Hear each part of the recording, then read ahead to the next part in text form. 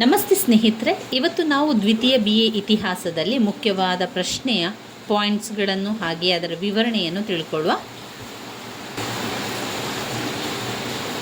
ಇವತ್ತು ನಾವು ಬ್ಲಾಕ್ 2ರಲ್ಲಿ ಬಂದಿರುವಂತಹ ಮನ್ಸಬ್ದಾರಿ ವ್ಯವಸ್ಥೆಯ ಬಗ್ಗೆ ತಿಳ್ಕೊಳ್ಳುವ. ಹಾಗೆಯೇ ಬ್ಲಾಕ್ 2ರಲ್ಲಿ ಓದಲೇಬೇಕಾಗಿರುವಂತಹ ಪ್ರಶ್ನೆ ಮೊಘಲರ ಕಾಲದ ಸಂಸ್ಕೃತಿ ಸಾಹಿತ್ಯದ ಬಗ್ಗೆ ಕೇಳಿದ್ದಾರೆ. ಸಂಸ್ಕೃತಿ, ಸಾಹಿತ್ಯ, ಕಲೆ ಅವುಗಳ ಬಗ್ಗೆ. ಪುಟ ಸಂಖ್ಯೆ 79 ತೆಗೆಯಿರಿ. ಪುಟ ಸಂಖ್ಯೆ 79ರಿಂದ ಮೊಘಲರ ಕಾಲದ ಬಗ್ಗೆ ಇದೆ. ಮೊಘಲ್ ರಾಜ್ಯದ ಲಕ್ಷಣ, ಆಡಳಿತ, ಮನ್ಸಬ್ದಾರಿ ವ್ಯವಸ್ಥೆ ಇವೆಲ್ಲವನ್ನು ಕೂಡ ನಾವು ನೋಡ್ತಾ ಹೋಗುವ. ಮೊಘಲರ ಆಡಳಿತ ವ್ಯವಸ್ಥೆಯಲ್ಲಿ ಸರಕಾರದ ತತ್ವಗಳು ಅಂತ ಬಂದಾಗ, ಮೊಘಲರ ಸರಕಾರವು ಭಾರತೀಯ ಮತ್ತು ಭಾರತೀಯೇತರ ಮೂಲ ವಸ್ತುಗಳ ಒಂದು ಸಂಯೋಜನೆಯನ್ನು ಪ್ರಸ್ತುತಪಡಿಸಿತು, ಅಥವಾ ಹೆಚ್ಚು ಸರಿಯಾಗಿ ಅದು ಭಾರತೀಯ ಪರಿಸರದಲ್ಲಿದ್ದ ಪರ್ಸೋ ಅರಾಬಿಕ್ ಪದ್ಧತಿಯಾಗಿತ್ತು. ಸರಕಾರದ ತತ್ವಗಳು ಅವರ ಧಾರ್ಮಿಕ ನೀತಿಗಳು, ಅವರ ಶಾಸನಗಳು ಮತ್ತು ತೆರಿಗೆ ಪದ್ಧತಿ, ಅವರ ಇಲಾಖಾ ವ್ಯವಸ್ಥೆ ಮತ್ತು ಅವರ ಅಧಿಕಾರಿಗಳ ಬಿರುದುಗಳು ಎಲ್ಲವೂ ಸಿದ್ಧಿ ಸ್ವರೂಪದಲ್ಲಿ ಹೊರಗಡೆಯಿಂದ ಭಾರತದೊಳಗೆ ಆಮದಾದವು.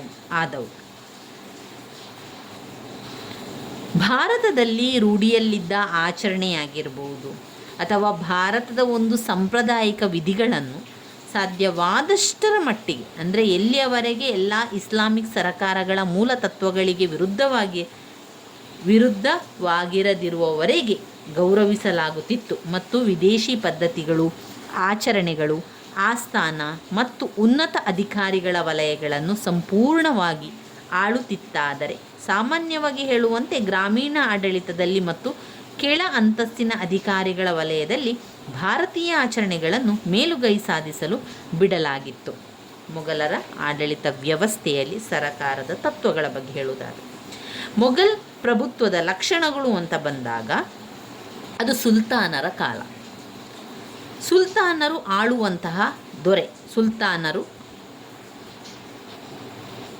ಆಳುವಂತಹ ದೊರೆಗಳಲ್ಲಿ ಅವರಿಗೆ ಸುಲ್ತಾನ ಎನ್ನುವಂಥ ಬಿರುದು ಹೊಂದಿದ್ದರು. ಅವರು ಮೊಘಲ್ ಸಾಮ್ರಾಜ್ಯದ ಅಧಿಪತಿ ಸುಲ್ತಾನ ಅಥವಾ ಪಾದಶಃ ಎಂಬ ಬಿರುದನ್ನು ಕೂಡ ಹೊಂದಿದ್ದರು.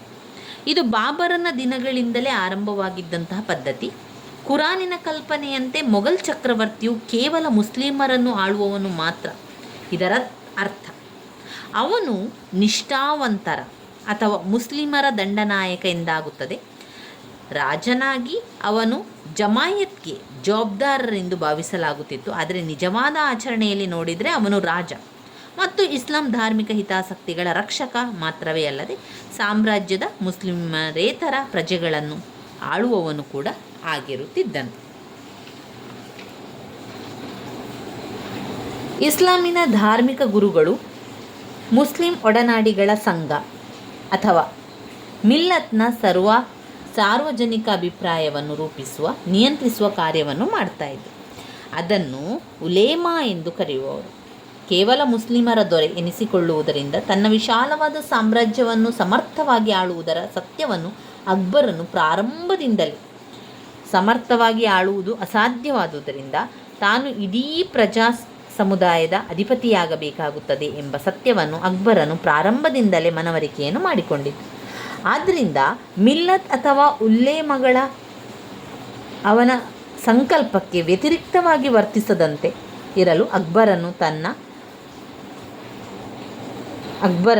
ತನ್ನ ಅಸ್ಕಲಿ ಶಾಸನವನ್ನು ಜಾರಿಗೊಳಿಸಿದನು. ತನ್ನ ತೀರ್ಮಾನದ ಸಮರ್ಥನೆಗಾಗಿ ಕುರಾನಿನ ಯಾವುದಾದರೊಂದು ಚರಣವನ್ನು ಉಚ್ಚಾರ ಮಾಡುವುದಾದರೆ ಚಕ್ರವರ್ತಿಯು ಮುಸ್ಲಿಂ ಕಾನೂನನ್ನು ಅರ್ಥೈಸುವ ಅಧಿಕಾರವನ್ನು ಚಲಾಯಿಸಬಹುದೆಂಬ ಉಲೇಮಗಳು ಬರೆದು ಕೊಟ್ಟರು. ಇದರರ್ಥ ಅಂತ ಹೇಳಿದರೆ, ಮೊಘಲ್ ಚಕ್ರವರ್ತಿಯು ಲೌಕಿಕ ಮತ್ತು ಧಾರ್ಮಿಕ ಕರ್ತವ್ಯಗಳನ್ನೆಲ್ಲ ತನ್ನಲ್ಲಿಯೇ ಏಕೀಭವಿಸಿದ್ದನೆಂದಾಗುತ್ತಿತ್ತು. ಸಾಮಾನ್ಯವಾಗಿ ಪೌರತ್ವವನ್ನು ಸ್ಥಾಪಿಸುವ ಸಾಮ್ರಾಟ ಅಕ್ಬರನ ನೀತಿಯನ್ನು ಸುನ್ನಿ ಉಲೇಮಾಗಳು ಮತ್ತು ಕುಲೀನರು ವಿರೋಧಿಸಿದರು. ಈ ನೀತಿಯು ಎಲ್ಲರಿಗೂ ಸಂಪೂರ್ಣ ಧಾರ್ಮಿಕ ಸಹಿಷ್ಣುತೆಯನ್ನು ಕೊಡುತ್ತಿದ್ದುದೇ ಅವರ ವಿರೋಧಕ್ಕೆ ಕಾರಣವಾಗಿತ್ತು. ಆದರೆ ಬಹುತೇಕ ಸುನ್ನಿ ಮುಸ್ಲಿಮರು, ಪರ್ಷಿಯನ್ನರು ಮತ್ತು ರಜಪೂತರು ಅಕ್ಬರನಿಗೆ ಬೆಂಬಲವಾಗಿ ನಿಂತರು. ವಿರೋಧಿಗಳನ್ನು ದಮನ ಮಾಡಲಾಯಿತು ಮತ್ತು ಅಕ್ಬರನು ಜಯಶೀಲನಾದನು.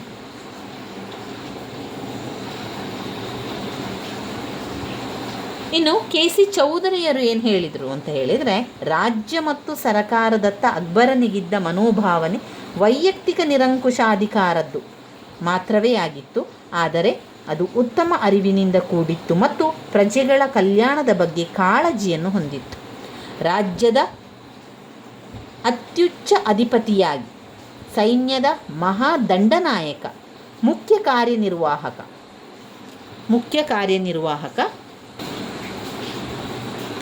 ಅತ್ಯುಚ್ಚ ಕಾನೂನು ಮಾಡುವ ಅಧಿಕಾರ ಪಡೆದಿರುವವ ಮತ್ತು ನ್ಯಾಯದ ಮೂಲ ಎಂದು ಪರಿಗಣಿಸಲ್ಪಟ್ಟಿದ್ದನು. ಅವನು ತನ್ನ ಪ್ರಜೆಗಳಿಗೆ ತಾನು ತಂದೆ ಮತ್ತು ಪೋಷಕ ಸ್ಥಾನದಲ್ಲಿರುವುದಾಗಿ ಭಾವಿಸಿಕೊಂಡಿದ್ದನು. ಸಾರ್ವಭೌಮನು ಉಳಿದೆಲ್ಲ ಮಾನವರಿಗಿಂತ ಶ್ರೇಷ್ಠ ವ್ಯಕ್ತಿ ಮತ್ತು ಭಗವಂತನ ಛಾಯೆ, ಹಾಗೆಯೇ ಧರ್ಮಬೋಧಕ ಎಂದು ಅವರು ನಂಬಿದ್ದರು. ಅಬುಲ್ ಫಜಲ್ ಈ ರೀತಿ ಘೋಷಿಸುತ್ತಾನೆ: ಪ್ರಭುತ್ವವು ಭಗವಂತನಿಂದಲೇ ಹುಟ್ಟಿ ಬಂದ ಒಂದು ಜ್ಯೋತಿ, ಸೂರ್ಯನಿಂದ ಬಂದ ಒಂದು ಕಿರಣ, ವಿಶ್ವದ ಪ್ರಭೆ, ಪರಿಪೂರ್ಣತೆ, ಗ್ರಂಥದ ಒಂದು ಪ್ರಮಾಣ, ಸಕಲ ಸದ್ಗುಣಗಳ ಸಂಪುಟ ಅಂತ ಅಬುಲ್ ಫಜಲ್ ಅವರು ಘೋಷಿಸಿರುವಂತಹ ವಿಚಾರ. ಇನ್ನು ಹೀಗೆ ಮೊಘಲ್ ಚಕ್ರವರ್ತಿಗಳು ಅವರ ಅಧಿಕಾರದ ಮೇಲೆ ಯಾವುದೇ ಪರಿಣಾಮಕಾರಿ ನಿಯಂತ್ರಣವಿಲ್ಲದೆ ಆಳ್ತಾ ಇದ್ದರು. ಅವರು ಮುಸ್ಲಿಂ ಕಾನೂನನ್ನು ಮಾರ್ಪಡಿಸುವ ಹಾಗೂ ಮೀರಿ ಹೋಗುವ ಅಧಿಕಾರವನ್ನು ತಾತ್ವಿಕವಾಗಿ ಪಡೆದಿರಲಿಲ್ಲ. ಆದರೆ ನೈಜ ರೂಢಿಯಲ್ಲಿ ಇದು ಮುಸ್ಲಿಂ ವೈಯಕ್ತಿಕ ಕಾನೂನಿಗೆ ಸಂಬಂಧಿಸಿದಂತೆ ಮಾತ್ರ ನಿಜವಾಗಿತ್ತು. ಆಡಳಿತಾತ್ಮಕ ವ್ಯವಸ್ಥೆಯು ಕಾಜಿಗಳ ಅಧಿಕಾರ ವ್ಯಾಪ್ತಿಯಿಂದ ಹೊರಗಿದೆ ಎಂದು ಪರಿಗಣಿಸಲಾಗಿತ್ತು. ಮೊಘಲ್ ಸಾಮ್ರಾಟರು ಧರಿಸುತ್ತಿದ್ದ ಬಿರುದುಗಳು ಅವರನ್ನು ನ್ಯಾಯಶಾಸ್ತ್ರ ಪಂಡಿತರ ಹಿಡಿತದಿಂದ ದೂರ ಇಡಿಸುವಂತಾಗಿದ್ದವು. ಅಕ್ಬರ್, ಜಹಂಗೀರ್, ಶಹಜಾನ್ ಮತ್ತು ಔರಂಗಜೇಬ್ ಎಲ್ಲರೂ ಕೂಡ ಭಗವಂತನ ಛಾಯೆ, ಭೂಮಿ ಮೇಲೆ ಭಗವಂತನ ವಕೀಲ, ಅವರ ಕಾಲ ಮತ್ತು ದೇಶದ ಖಲೀಫಾ ಎಂದು ಸಾಧಿಸುತ್ತಿದ್ದರು.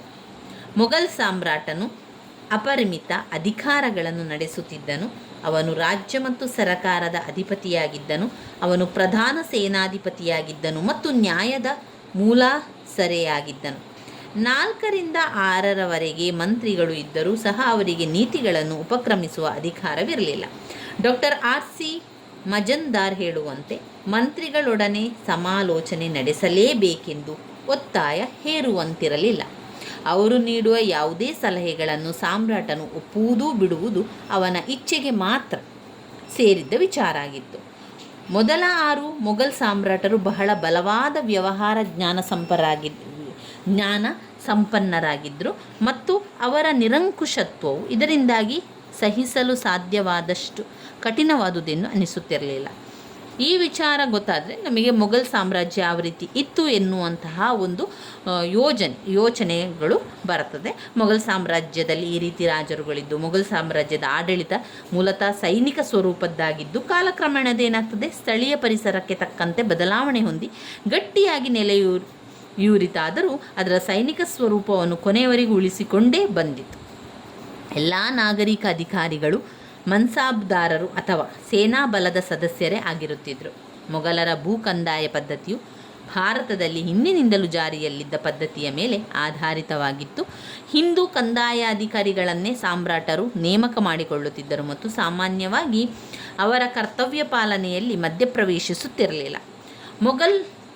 ಮೊಘಲರದು ಒಂದು ವಿಪರೀತ ಕೇಂದ್ರೀಕರಿಸಲ್ಪಟ್ಟ ನಿರಂಕುಶ ಪ್ರಭುತ್ವವಾಗಿದ್ದುದರಿಂದ ದಾಖಲೆಗಳ ವ್ಯವಸ್ಥೆಗೆ ಬಹಳ ಗಮನವನ್ನು ನೀಡಲಾಗುತ್ತಿತ್ತು. ಬರವಣಿಗೆಯಲ್ಲಿರುತ್ತಿದ್ದ ಕಾಗದ ಪತ್ರಗಳ ಉಪಯೋಗ ಹೆಚ್ಚಾಗುತ್ತಿದ್ದುದರಿಂದ ಮೊಘಲ್ ಸರಕಾರವನ್ನು ಕಾಗಜಿ ರಾಜ್ ಎಂದು ಕರೆಯುತ್ತಿದ್ದರು. ಹೀಗೆ ಮೊಘಲ್ ಸರಕಾರವು ಕಾನೂನು ಮತ್ತು ನ್ಯಾಯದ ಬಗ್ಗೆ ಇರಿಸಿಕೊಂಡಿದ್ದ ಮನೋಭಾವನೆ ಆಧುನಿಕ ಪರಿಕಲ್ಪನೆಗಳಿಗೆ ವಿರುದ್ಧವಾದುದಾಗಿತ್ತು. ಗ್ರಾಮೀಣ ಪ್ರದೇಶಗಳಲ್ಲಿ ಕಾನೂನು ಸುವ್ಯವಸ್ಥೆಯ ನಿರ್ವಹಣೆಯಲ್ಲಿ ಸರಕಾರವು ಹಳ್ಳಿಗರ ವಿವೇಚನೆಗೆ ಬಿಟ್ಟುಕೊಟ್ಟಿತು. ಸರಕಾರದ ವ್ಯವಸ್ಥೆ, ನಿಷ್ಠಾಚಾರ ಅಥವಾ ಆಚಾರ ವಿಧಿಗಳು, ಆಸ್ಥಾನದಲ್ಲಿಯ ಕಾರ್ಯವಿಧಾನ, ಕಂದಾಯಾಡಳಿತ ಪದ್ಧತಿ, ಸಾರ್ವಜನಿಕ ಸೇವೆಗಳಿಗೆ ಬೇಕಾಗುವ ಅಧಿಕಾರಗಳು ಮತ್ತು ನೌಕರರ ನೇಮಕಾತಿ ಇವೇ ಮುಂತಾದ ರಾಜಕೀಯ ಪರಂಪರೆಗಳಿಗೆ ಅನುಗುಣವಾಗುತ್ತಿದ್ದುದೇ ಹೊರತು ಇಸ್ಲಾಮಿಗಲ್ಲ. ಜನಸಂಖ್ಯೆಯ ಅತ್ಯಧಿಕ ಭಾಗವಾಗಿದ್ದ ಹಿಂದೂಗಳು ಅವರ ಸಾಂಪ್ರದಾಯಿಕ ಆಚರಣೆಗಳನ್ನು ಅನುಭವಿಸಲು ಹೆಚ್ಚಿನ ನಿರ್ಬಂಧಗಳೇನೂ ಇರಲಿಲ್ಲ. ಕೆಲವು ವಿಷಯಗಳಲ್ಲಿ ಸಾರ್ವಜನಿಕ ಕಾನೂನನ್ನು ಕೆಡಿಸದೆ ಬಿಡಲಾಗಿತ್ತು, ಆದರೆ ಕೆಲವು ವಿಷಯಗಳಲ್ಲಿ ಅದನ್ನು ಹಿಂದೂಗಳಿಗೆ ತೊಂದರೆಯಾಗುವ ಬಗೆಗಳಲ್ಲಿ ಅತಿಕ್ರಮಿಸಲಾಗುತ್ತಿತ್ತು. ಶಹಜಾನ್ ಮತ್ತು ಔರಂಗಜೇಬನ ಆಳ್ವಿಕೆಯಲ್ಲಿ ಇದು ಹೆಚ್ಚಿನ ರೀತಿಯಲ್ಲಿಯೇ ನಡೆಯಿತು. ಮೊಘಲ್ ಸಾಮ್ರಾಜ್ಯದ ಬಗ್ಗೆ ನಾವು ತಿಳ್ಕೊಂಡೆವು. ಇನ್ನು ನಾವು ಇದರಲ್ಲಿ ಮುಖ್ಯವಾಗಿ ನೋಡ್ಕೊಳ್ಬೇಕಾಗಿರುವಂಥದ್ದು ಮನ್ಸಬ್ದಾರಿ ಪದ್ಧತಿ. ಏನು ಮನ್ಸಬ್ದಾರಿ ಪದ್ಧತಿ ಅಂತ ಹೇಳಿದರೆ, ಅದು ಮೊಘಲರ ಸೈನಿಕ ವ್ಯವಸ್ಥೆ. ಮೊಘಲರ ಕಾಲದ ಸೈನಿಕ ವ್ಯವಸ್ಥೆಗೆ ಮನ್ಸಬ್ದಾರಿ ಪದ್ಧತಿ ಅಂತ ಹೇಳ್ತಾ ಇದ್ದರು.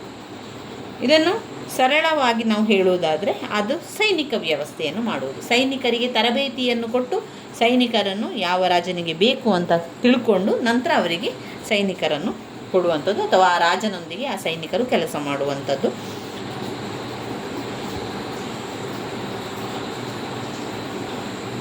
ಈ ರೀತಿಯಾಗಿ ಮನ್ಸಬ್ದಾರಿ ಪದ್ಧತಿ ಅಂದರೆ ಸೈನಿಕ ವ್ಯವಸ್ಥೆಯನ್ನೇ ಮನ್ಸಬ್ದಾರಿ ಪದ್ಧತಿ. ಯಾರ ಕಾಲದಲ್ಲಿ? ಮೊಘಲರ ಕಾಲದಲ್ಲಿದ್ದಂತಹ ಸೈನಿಕ ವ್ಯವಸ್ಥೆಯೇ ಮನ್ಸಬ್ದಾರಿ ವ್ಯವಸ್ಥೆ. ದೆಹಲಿ ಸುಲ್ತಾನರ ಕಾಲದಲ್ಲಿ ಈ ವ್ಯವಸ್ಥೆಯ ಸುಳಿವುಗಳನ್ನು ನಾವು ಕಾಣ್ತೇವೆ.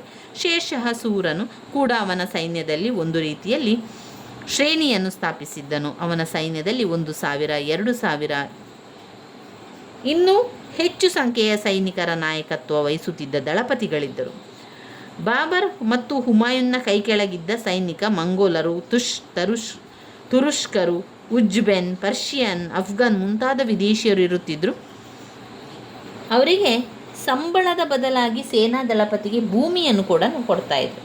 ಹುಮಾಯೂನ್ನ ನಂತರ ಅಸಮರ್ಥ ದೊರೆಯ ಅಡಿಯಲ್ಲಿ ಅವನು ಸ್ವಾಮಿನಿಷ್ಠೆ ಇಲ್ಲದವನಂತೆ ವರ್ತಿಸುತ್ತಿದ್ದರಲ್ಲದೆ ನಿಗದಿಪಡಿಸಲಾಗಿದ್ದ ಸಂಖ್ಯೆಯ ಸೈನಿಕರನ್ನು ಒದಗಿಸಲು ವಿಫಲರಾಗುತ್ತಿದ್ದರು. ಅಕ್ಬರನಿಗೆ ಸೈನಿಕ ಬಲದಲ್ಲಿದ್ದಂತಹ ಬೇನೆಯ ಅರಿವು ಪ್ರಾರಂಭದಲ್ಲಿ ತಿಳಿತು. ಮೊಘಲ್ ಮತ್ತು ಉಜ್ಬೆನ್ ಸೇನಾಧಿಕಾರಿಗಳ ಬಲವಾದ ವಿರೋಧದ ನಡುವೆಯೂ ಅವನು ಸೇನೆಯ ಮೇಲಿನ ಸಂಪೂರ್ಣ ನಿಯಂತ್ರಣ ಮತ್ತು ನಿರ್ದೇಶನದ ಅಧಿಕಾರವನ್ನು ವಹಿಸಿಕೊಂಡರು ಮತ್ತು ಅದು ಅಮೂಲಾಗ್ರವಾಗಿ ಅದನ್ನು ಹೊಸದಾಗಿ ವ್ಯವಸ್ಥೆಗೊಳಿಸಿದನು. ಅದರ ಫಲವೇ ಪ್ರಸಿದ್ಧವಾದ ಮನ್ಸಬ್ದಾರಿ ವ್ಯವಸ್ಥೆ ಅಂತ ಆಯಿತು.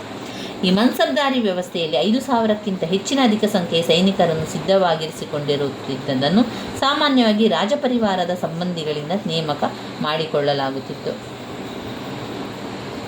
ಮನ್ಸಬ್ದಾರರಲ್ಲಿ 5,000ಕ್ಕಿಂತ ಅಧಿಕ ಸಂಖ್ಯೆಯ ಸೈನಿಕರನ್ನು ಸಿದ್ಧವಾಗಿರಿಸಿಕೊಂಡಿರುತ್ತಿದ್ದುದನ್ನು ಇಲ್ಲಿ ಅವರು ತಿಳಿಸುವಂಥದ್ದು. ಈ ನಿಯಮವನ್ನು ಕೆಲವರ ಸಂದರ್ಭದಲ್ಲಿ ನಡೆಸಲಾಗಿದೆ. ಇದರಲ್ಲಿ ಸೈನಿಕರು ಒಟ್ಟು 7,000 ಸೈನಿಕರ ಮನ್ಸಬ್ದಾರರಾಗಿದ್ದರು ಮತ್ತು ಮನ್ಸಿನ್ ಪ್ರಮುಖರಾಗಿದ್ದರು. ಕೆ.ಸಿ. ಚೌಧರಿಯವರು ಹೇಳುವ ಪ್ರಕಾರ ಮನ್ಸಬ್ದಾರರು ಅಧಿಕಾರ ವರ್ಗದಲ್ಲಿ ಉನ್ನತ ಸ್ಥಾನಗಳನ್ನು ಹೊಂದಿರುತ್ತಿದ್ದ ಕುಲೀನರಾಗಿರುತ್ತಿದ್ದರು. ಅವರ ನೇಮಕಾತಿ, ಪದೋನ್ನತಿ, ಕೆಳ ಅಂತಸ್ತಿಗೆ ಇಳಿಸುವಿಕೆ, ಅಧಿಕಾರದಿಂದ ವಜಾ ಮಾಡುವುದು ಎಲ್ಲವೂ ಸಾಮ್ರಾಟನ ಇಚ್ಛೆಯಂತೆ ನಡೆಯುತ್ತಿದ್ದವು. Doctor RC. ಮಂಜುನಾಥ್ರವರು ಗಮನಿಸಿರುವಂತೆ ಈ ಪದ್ಧತಿಯೇ ಸೈನ್ಯ, ಕುಲೀನ ವರ್ಗ, ನಾಗರಿಕ ಆಡಳಿತ ಎಲ್ಲವನ್ನು ಒಳಗೊಂಡಿತ್ತು.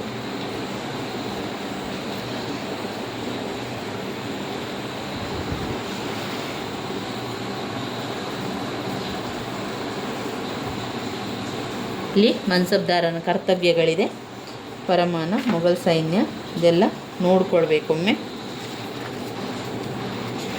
ಇನ್ನು ಬರುವಂಥ ಮುಖ್ಯವಾದ ಪ್ರಶ್ನೆ ಯಾವುದಿದೆ ಅಂತ ನೋಡುವ.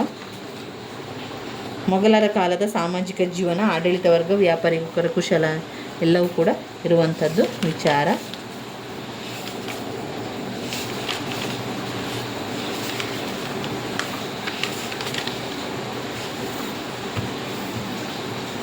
ಇನ್ನು ಬರುವಂಥದ್ದು ರೈತಾಪಿ ಜನರು, ಭೂ ಒಡೆತನ, ಹಾಗೆ ಕ್ಷಾಮಗಳು, ಸ್ತ್ರೀಯರ ಸ್ಥಾನಮಾನ,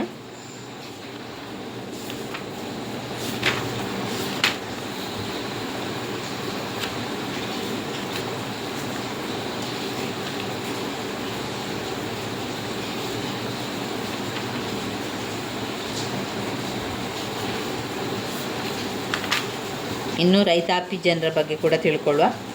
ಕ್ಷಾಮಗಳು, ಸ್ತ್ರೀಯರ ಸ್ಥಾನಮಾನ, ಇದನ್ನೆಲ್ಲವನ್ನು ಕೂಡ ನಾವು ಮುಂದಿನ ವಿಡಿಯೋದಲ್ಲಿ ತಿಳ್ಕೊಳ್ಳುವ ಸ್ನೇಹಿತರೆ. ನನ್ನ ವಿಡಿಯೋಸ್ ಎಲ್ಲ ನಿಮಗೆ ಇಷ್ಟ ಆಗಿದ್ದರೆ ಲೈಕ್ ಕೊಡಿ, ಶೇರ್ ಮಾಡಿ, ಸಬ್ಸ್ಕ್ರೈಬ್ ಮಾಡಲಿಕ್ಕೆ ಮರಿಬೇಡಿ. ಧನ್ಯವಾದಗಳು.